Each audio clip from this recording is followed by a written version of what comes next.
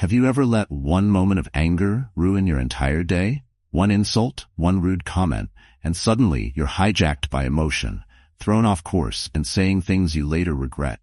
Why does it feel like we have no control when emotions flare? And more importantly, how do we take that control back? The Stoics believed that your mind, not other people, not circumstances, is your true battlefield.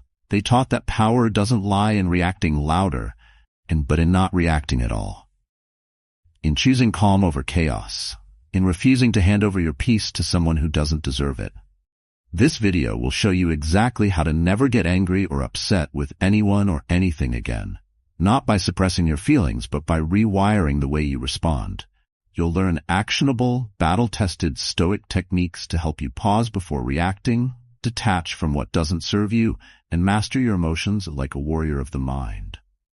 You're not weak for struggling. You're human. Every man has faced the heat of anger and the sting of disrespect, but few ever learn to rise above it. That's where you change. So if you've ever felt exhausted from being emotionally hijacked, this is for you. Like this video, subscribe for more Stoic strategies, and share it with someone who needs their peace back. Because once you understand Stoicism, you don't just manage anger, you become untouchable. And that changes everything. 1. Reframe emotional outbursts as habits you can unlearn. You weren't born angry. You weren't born snapping at people in traffic, slamming doors, or replaying conversations in your head for hours. That reaction, what feels automatic now, was learned. Picked up over the years of stress, pride, and a world that constantly tells men they need to be tough, loud, and dominant. But here's the truth. Real strength isn't loud. It's silent. And the most powerful man in the room is the one who doesn't flinch, doesn't bark back, and doesn't let his peace be disturbed by small things. Anger is not just a feeling, it's a habit. And like any habit, it can be broken. But first you have to see it for what it is. A chain reaction that only keeps going because you feed it. A guy cuts you off, your boss talks down to you, your partner says something sharp, and before your brain catches up, your mouth fires. That's the cycle. And most men stay trapped in it their whole lives, believing it's just who they are. But the Stoics saw it differently. They didn't see anger as a personality trait. They saw it as a weakness in disguise. Epictetus once said, "Any person capable of anger is a slave to it." That's harsh, but it's true. When you react blindly, you hand your power to the very thing that triggered you. You become predictable, easy to manipulate, and emotionally exhausted. Now, picture this. You're standing in line at the DMV. You've already been waiting an hour. Someone cuts right in front of you, bold as day. You feel it rise. Tight chest, clenched jaw, that urge to bark back. That moment right there, that's your battlefield. You either fight the same old war you always lose, or you pause and ask one simple question. Will getting angry make this better? You know the answer. You've lived the answer. You've lashed out before. And what did it bring you? Nothing but more stress, more regret, and more distance from the man you're trying to become. This is where Stoicism shifts everything. You don't need to suppress your feelings. You need to step outside them. Watch them like clouds passing through the sky. Acknowledge them, but don't let them drive. The mind, the rational self, that's the driver. That's the power Stoics built through discipline. Most men go through life thinking their anger is justified. That's proof they care. That staying calm means weakness or apathy, but it's the opposite. Anyone can blow up. That's easy. What's hard, what takes discipline, maturity, and real backbone is to stay composed when everything around you is trying to shake you. When someone disrespects you and you don't give them the satisfaction of seeing you flinch. That's dominance. When life throws chaos at you and you stand still, that's control. So what do you do next time that fire rises in your chest? You pause. You breathe. You remind yourself, this anger is a habit. I don't need to wear it anymore. And then you walk away. Not because you're weak, but because you've grown too strong to waste your energy on things that don't deserve it. You're not here to be triggered. You're here to take your power back. That begins not with the world changing, but with you responding differently. Respond like a man who owns his mind. Respond like a Stoic. 2. Control yourself instead of trying to control others. It's easy to explode, easy to raise your voice, throw a jab, or storm out of the room. That's what most men do when they feel disrespected. Lash out to regain some sense of power. But that kind of power is fake. It burns hot, fades fast, and always leaves you feeling weaker than before.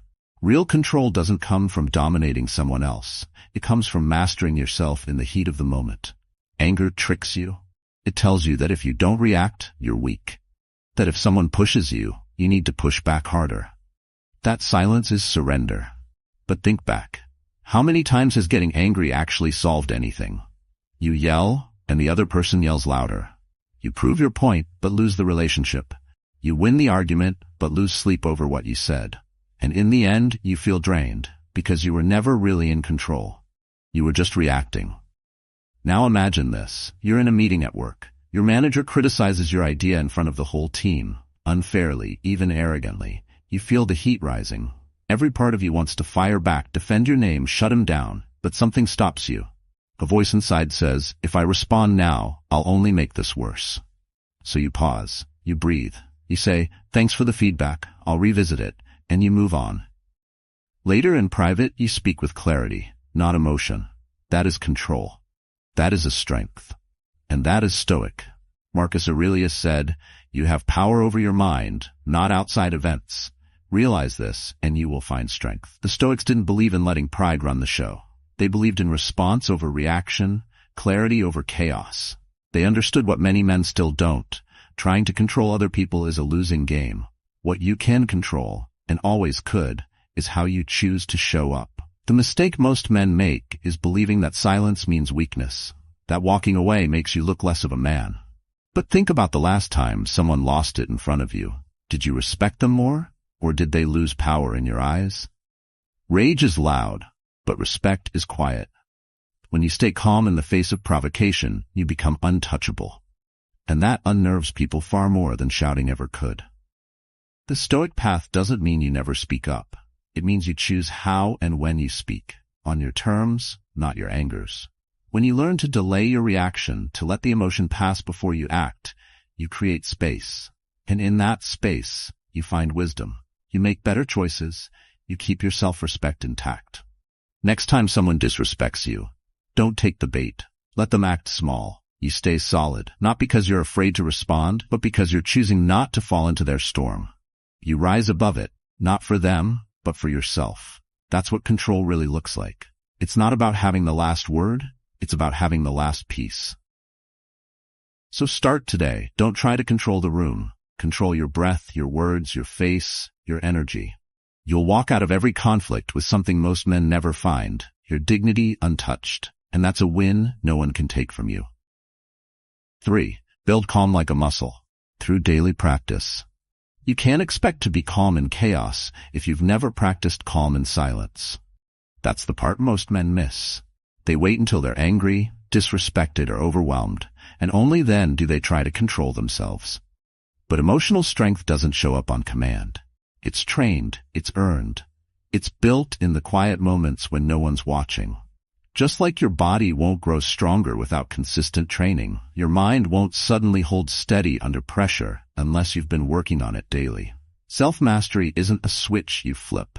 It's a skill you forge. Think about a man who's never touched weights suddenly walking into a gym and trying to lift 300 pounds. He gets crushed. The same goes for your emotions.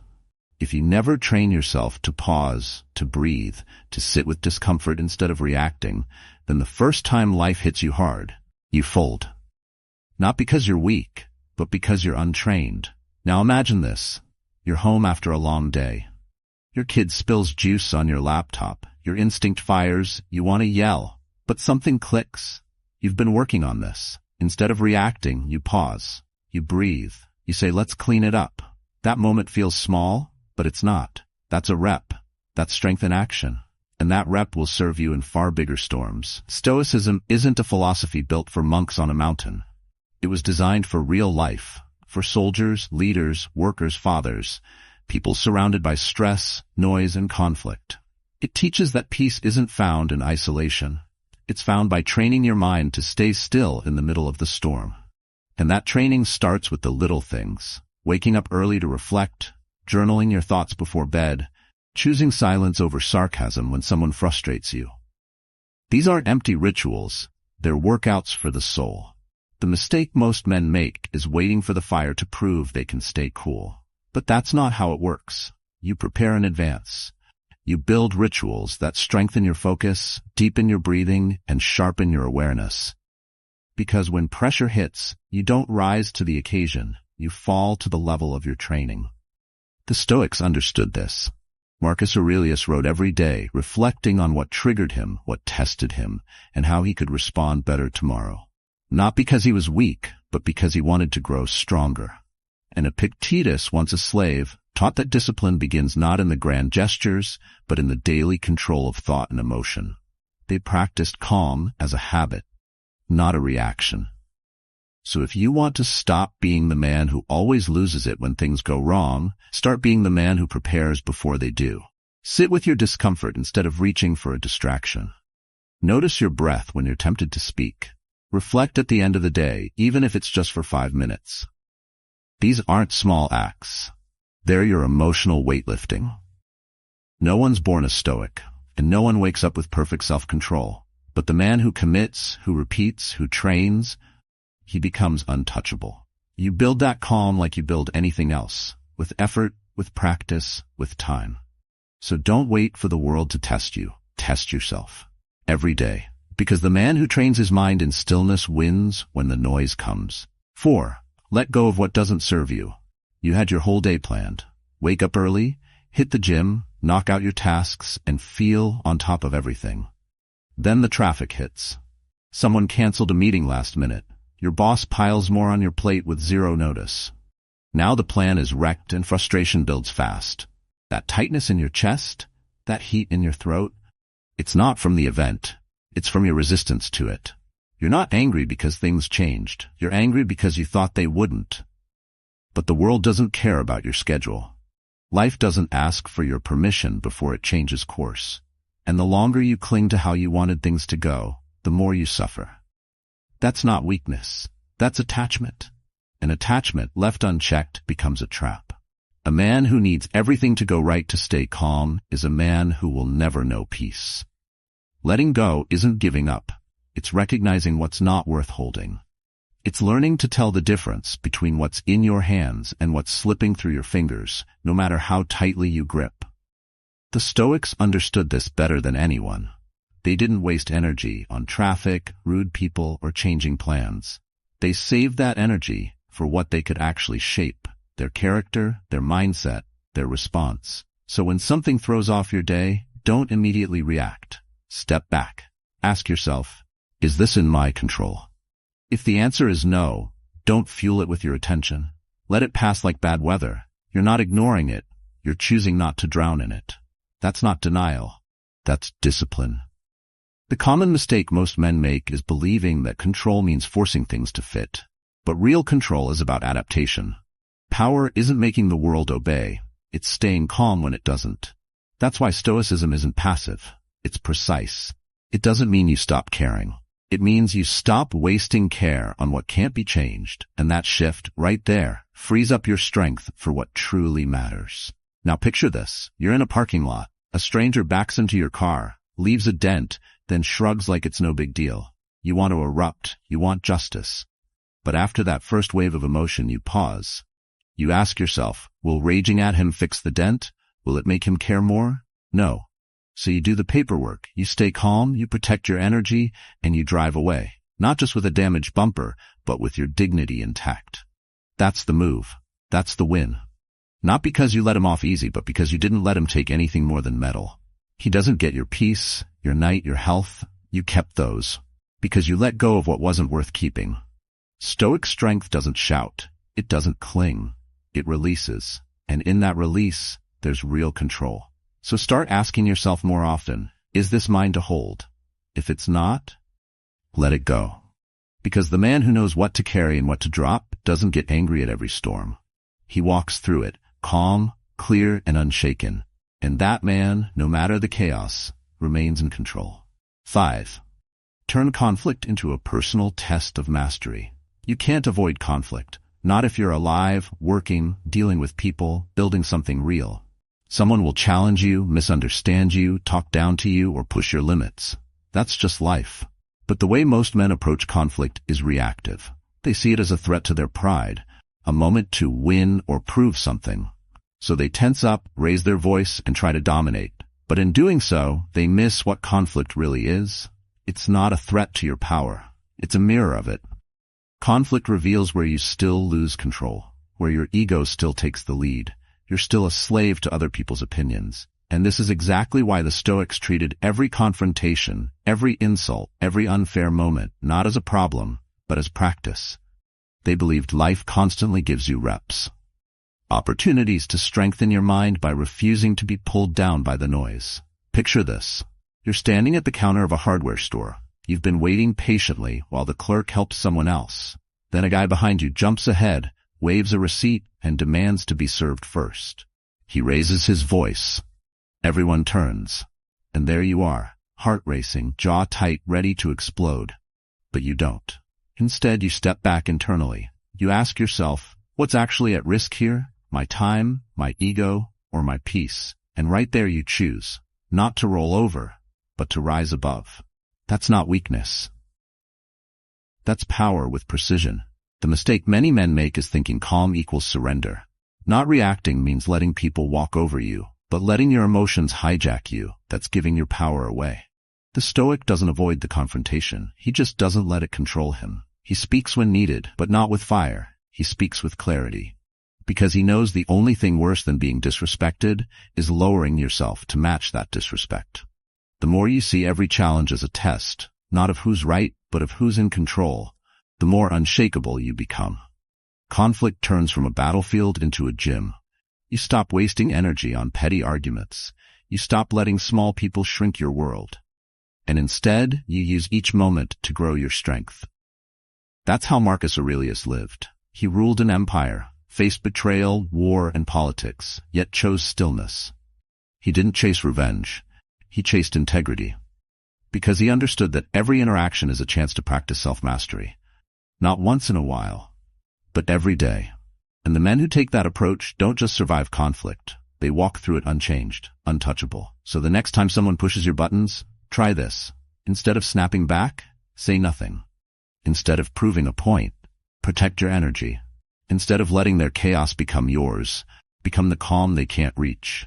Not to look good, not to be liked, but because you've trained yourself to rise above what isn't worth your fall. You're not here to react to every insult.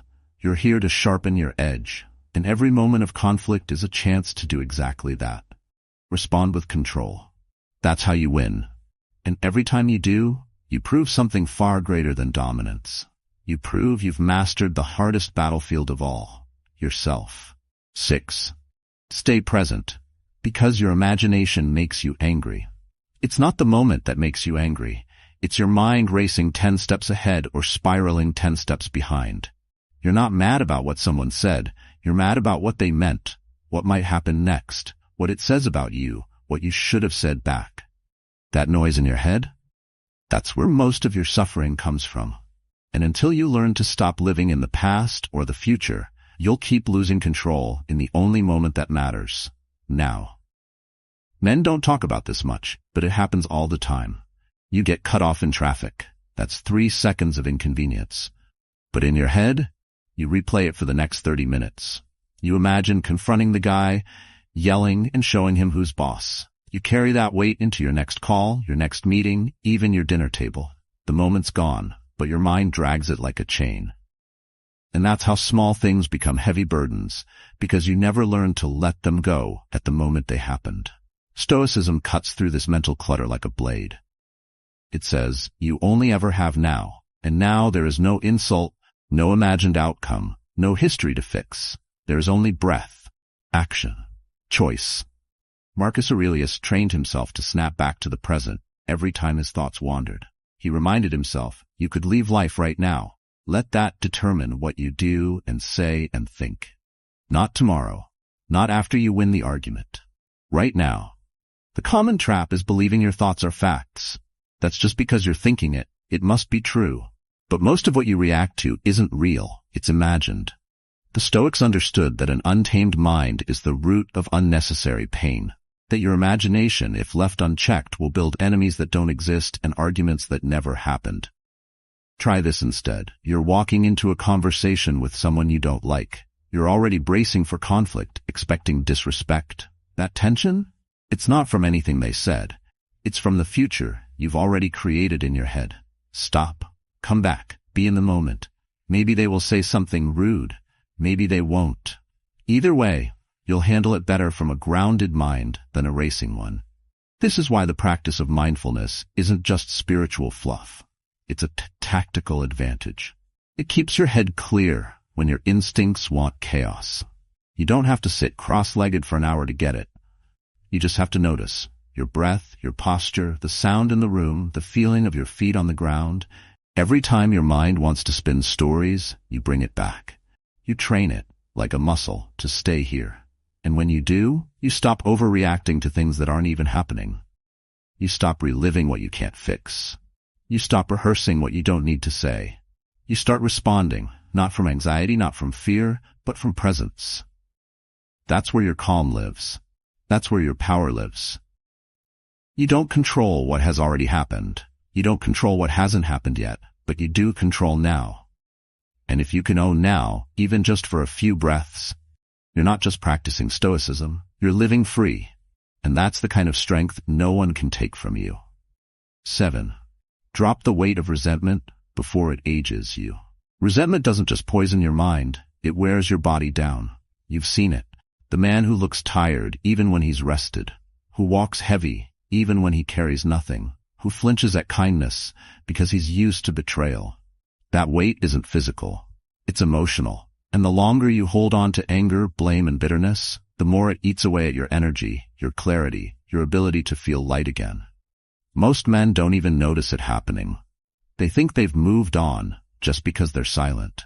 But silence isn't healing. And just because you don't talk about it doesn't mean it isn't shaping how you speak, how you trust, how you live. That grudge you're holding from 5 years ago, it's on your shoulders now, in your sleep. How fast you snap when someone barely crosses a line. And that's exactly why the Stoics viewed forgiveness not as some moral obligation, but as self-preservation. Letting go isn't about making peace with what was done to you. It's about refusing to let it keep owning you. Because every ounce of resentment you hold robs you of peace in the present. And no one deserves that kind of power over your life, not even the person who wronged you. Epictetus said, "You may fetter my leg, but not even Zeus can get the better of my will." That's what forgiveness is. Not approved, not forgetting, but refusing to be shackled from the inside. Think of a moment when someone crossed the line. Maybe they lied, left, or embarrassed you in front of others. You told yourself you'd never forget, and maybe you didn't. But every time you think of them, your stomach tightens, your energy drops, your peace leaves. That's not a strength. That's self-inflicted punishment. You're reliving what they did long after they've forgotten it. And that's the trap, thinking that holding on protects you, when in fact it weakens you. The Stoic doesn't hold anger like armor. He releases it like fire in his hands, because he knows it burns the one who carries it most. Forgiveness doesn't mean trusting them again. It means reclaiming space in your heart for something better, something lighter. And it starts with one choice. Stop feeding the story of what they did. Every time you replay the offense, you reinforce the wound. So stop rehearsing pain. Start protecting your energy. You're in the break room. Someone throws a slick comment. You know it's a jab. You could clap back. You could carry it home. Talk about it with your buddy. Let it replay in your mind till midnight. Or you could smile. Not because you're weak, but because you're done carrying trash that isn't yours. You breathe. You walk out. And you leave the weight behind. That's not passivity. That's power under control. That's knowing what's worth your energy and what isn't. And when you start dropping resentment, you'll feel it. In your posture, in your sleep, in how clear your thoughts become. Forgiveness isn't a favor to them, it's a gift you give to yourself. Let it go, not for their sake, but so you can stop dragging your past into your present. You've got more life ahead than behind. Make space for it. Because the man who travels light moves faster, breathes deeper, and lives free. And you can be that man if you're ready to put the weight down. 8. Pause before you react. it changes everything. It happens faster than you think. One sentence, one tone, one offhand remark, and you're already halfway to raising your voice or slamming the door. By the time you realize you're angry, your reaction has already taken over. That's how most men live, on autopilot, pushed by outside triggers, pulled by inner tension. And in that split second between the spark and the fire, they give away their power. But what if that split second was the place you took it back? Stoicism begins in the pause, the space between what happens and what you do next. That's the battlefield, not the argument, not the insult. The real fight is in that breath, that tiny delay where you choose, do I react like I always do, or do I respond like the man I'm trying to become? Most don't even see that space. Their emotions outrun their awareness. But once you start recognizing it, you realize how much control you actually have and how often you've been throwing it away. Let's say you're at home. Your teenage son talks back again. That tone, that look in his eyes, it stings. You're about to snap. But something holds you. You take one breath, then you say, I'm going to respond in a minute. That move right there, that's power. Not silence out of fear, but restraint with purpose. You've just interrupted a cycle that's played out for years in millions of households, and now you're writing a new one. The mistake is believing that if you don't react fast, you'll lose respect. That hesitation means weakness. But what you gain in those 2 seconds is clarity. You give your brain time to process, to decide, to aim. That's what the Stoics trained for, not the absence of emotion, but the mastery of timing. Marcus Aurelius didn't say don't feel. He said don't act unless it serves the greater good. And that good often starts with silence. We live in a world that rewards fast reactions. Text back now, respond now, defend yourself instantly. But emotional discipline isn't about speed, it's about accuracy. Saying the right thing at the right time with the right tone. And you can't do that if you let adrenaline do the talking. You need to stop, to breathe, to name what you're feeling before it becomes something you regret. It doesn't take years of meditation. It takes one choice. When the pressure hits, you pause. You tell yourself, I don't need to react yet. You walk to the other room. You take 10 deep breaths. You ask, what's the outcome I want here? And then, only then you speak. You move. You act. Not from ego, from intention. The Stoic man isn't cold. He's clear. He's not slow. He's steady. He doesn't repress what he feels. He commands it.